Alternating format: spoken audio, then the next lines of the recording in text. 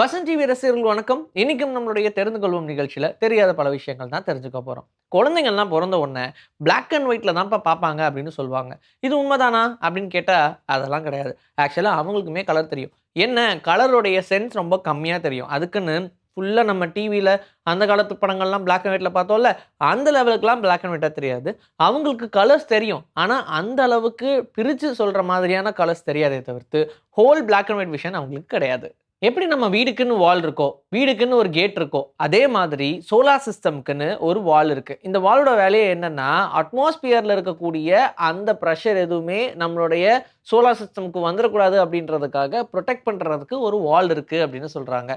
So இங்கிருந்து எந்த ஒரு பிரஷரும் அங்க வராது. அண்ட் அப்படியே மேந்து வரக்கூடிய ஆஸ்ட்ராய்ட்ஸ் எல்லாத்தையும் முடிஞ்ச அளவுக்கு டிஸ்ட்ராக்ட் பண்ற வேலைய அது பார்க்கும். எப்படி நம்ம பூமிய பாதுகாக்கிறதுக்கு ஓசோன் லேயர் அப்படின்ற ஒரு லேயர் இருக்கோ, அதே மாதிரி நம்மளுடைய சோலார் சிஸ்டம்க்கு ஹீலியோபாஸ் அப்படின்ற ஒரு வால் இருக்கு. இந்த வால் தாண்டி எதுவுமே பெருசா வராது. அப்படியே வந்தாலும் நம்மளுடைய ஓசோன் லேயர் அத பார்த்துக்கும். ஆனா என்ன, அந்த ஓசோன் லேயர்ல தான் சின்னதா ஒரு ஓட்டை விழுந்துருச்சு. பாவம். ஹட்ச் அப்படின்னு தும்முன உடனே எல்லாருமே 100 ஆயுஸ் அப்படின்னு சொல்லுவாங்க. சில பேர் நம்ம ஃபாரின் கண்ட்ரீஸ்லாம் பார்த்தோம்னா, காட் பிளெஸ் யூ அப்படின்னு சொல்லுவாங்க. ஃபர்ஸ்ட்டு எதுக்கு சொல்றாங்க? அப்படின்னு கொஞ்சம் ரீவைண்ட் பண்ணி பார்த்தோம்னா, தும்மும்போது ஹார்ட் ஸ்டாப் ஆயிடும். அதனால ஒரு மில்லி செகண்ட்ல ஹார்ட் நின்னுட்டு பம்ப் ஆகுறதுனால, எப்பவுமே அது நடந்துறக்கூடாது அப்படின்றதுனால, குழந்தைங்கலாம் தும்முனா, "இல்லப்பா உனக்கு ஆயுசு 100 கவலைப்படாத" அப்படின்னு சொல்றதுக்காக சொல்லுவாங்க. இதே மெத்தட் தான் காட் பிளெஸ் யூக்கும் உண்டு. ஆனா நிஜமாவே என்ன நடக்குதுன்னா, நம்மளுடைய ஹார்ட்டுக்கு lub dub, lub dub, lub dub அப்படின்ற ஒரு ரிதம் இருக்கு இல்லையா? இப்ப நம்ம தும்பும்போது நம்மளுடைய பிளட் பிரஷரும் சரி, அந்த ரிதமும் சரி, ஸ்லைட்டா ஒரு சேஞ்ச் நடக்கும். உதாரணத்துக்கு, நம்ம ஹார்ட் போயிட்டு இருக்கக்கூடிய ஃப்ளோல அந்த பீட்ல மட்டும் ஒரு சின்ன சேஞ்ச் ஒரே ஒரு பீட் ஸ்கிப் ஆகுறதுனால, அங்க ஃபுல்லாவே மாறும் அப்படின்ற மாரி நெனச்சுக்கிறாங்க. ஆனா அதெல்லாம் கிடையாது. பட் இது சொல்றது ரொம்ப நல்லது தான்னு வச்சுக்கங்க.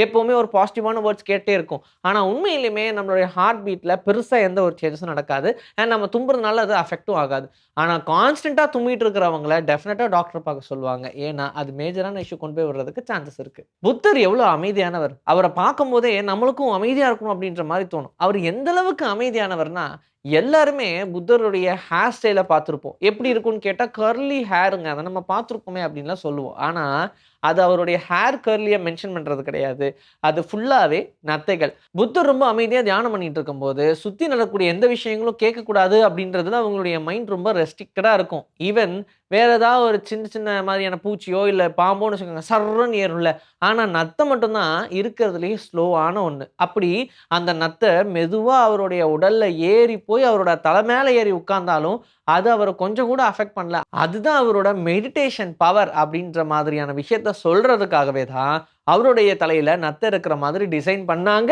அப்படின்னு சொல்றாங்க. இல்ல நிஜமாவே அவர் மெடிடேட் பண்ணிட்டு இருக்கும்போது, அவருடைய தலையில மெதுவா நத்தைகள் ஏற ஆரம்பிச்சது. அப்படி நத்தையோட கூட்டமே அவருடைய தலையில இருந்துச்சு அப்படின்னு சொல்லுவாங்க. எது எப்படியோ அவருடைய தலையில இருக்கிறது கர்லி ஹேர் கிடையாது. அது ஃபுல் ஆஃப் ஸ்னெயில்ஸ், அதாவது நத்தைகள். இப்ப நம்மளுடைய மொபைல் எல்லாம் மேப்ஸ் டவுன்லோட் பண்றோம். ஆனா, அந்த மேப் எல்லாம் நிஜமாவே ஒரிஜினலா தான் காட்டுதா? அப்படின்னு நம்ம பார்க்குறது எதனால? எப்படி? அப்படின்னு கேட்டா, நம்மள மாதிரியே நெறைய பேரு லொகேஷன்ஸ்லாம் ஆன் பண்ணிட்டு, இது வழியா டிராவல் பண்ணி போயிருக்காங்க, அது வழியா டிராவல் பண்ணி போயிருக்காங்க அப்படின்ற ஒரு விஷயமும், இது இல்லாம தனியா அதுக்காகவே ஒரு ஸ்குவாட் அனுப்புவாங்க. இந்த ஸ்குவாடு தனியா ஒரு வண்டி எடுத்துட்டு எல்லா ரூட்லயுமே போயிட்டு வரும். இதுக்காகவே அந்த கம்பெனி அதிக லெவல்ல செலவு பண்ணுதுன்னு வச்சுக்கோங்க.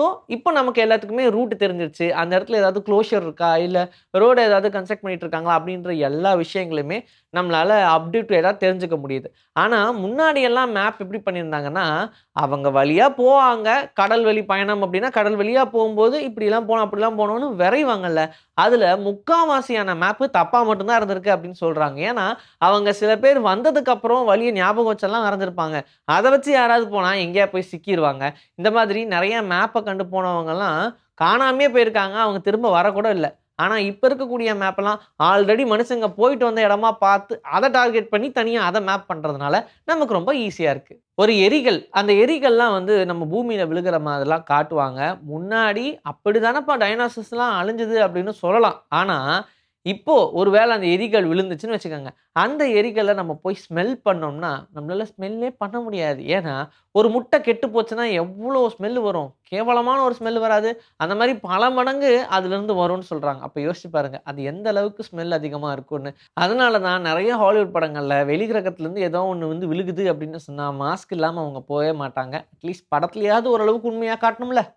ஹார்ட்ல பிரச்சனையே வரக்கூடாதுன்னா என்ன சொல்லுவாங்க தெரியுமா? சிரிச்சுக்கிட்டே இருங்க. நல்லா சிரிங்க. சிரிச்சுக்கிட்டே இருந்தா ஹார்ட்ல பிரச்சனை வராது. ஆனா ரொம்ப சிரிச்சீங்கன்னா ஹார்ட்ல பிரச்சனை வரும். என்னப்பா அது அப்படின்னு கேட்டா, எஸ் எக்ஸ்ட்ரீமா நம்ம சிரிக்கும்போது, அது ஹார்ட் அட்டாக் கூட கொண்டு போய் விடுறதுக்கு சான்சஸ் இருக்கு அப்படின்னு சொல்றாங்க. கவலைப்படாதீங்க. ஒரு 1 மணி நேரம் அப்படியே சிரிச்சுக்கிட்டே இருந்தா, ஈவன் லாஃபிங் கேஸ் இத பத்தி கேள்விப்பட்டிருப்பீங்க. இத ஸ்மெல் பண்ணா சிரிப்பு வந்துகிட்டே இருக்கும். இந்த கேஸ வச்சுலாம் நெறைய பேர பயங்கரமா டார்ச்சர் பண்ணியிருக்காங்க.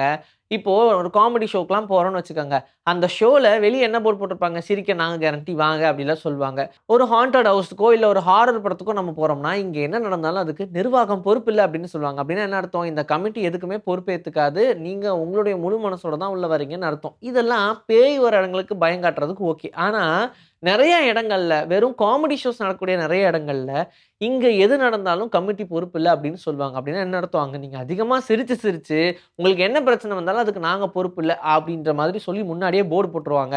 அப்போ ஆல்ரெடி ஹார்ட்ல பிரச்சனை இருக்கிறவங்கலாம் போக்கூடாது அப்படின்னு அர்த்தம். பாத்துக்கங்க. ஓவரா சிரிச்சாலும் பிரச்சனை, பிரச்சனை தான். இன்னைக்கு நம்மளுடைய தெரிந்து கொள்வோம் நிகழ்ச்சியிலயும் தெரியாத பல விஷயங்கள தெரிஞ்சுக்கிட்டோம். இதே மாதிரி சூப்பரான கன்டென்ட்டோட உங்கள நான் வந்து சந்திக்கிறேன். Until then this is bye from Vijayasri. Take care.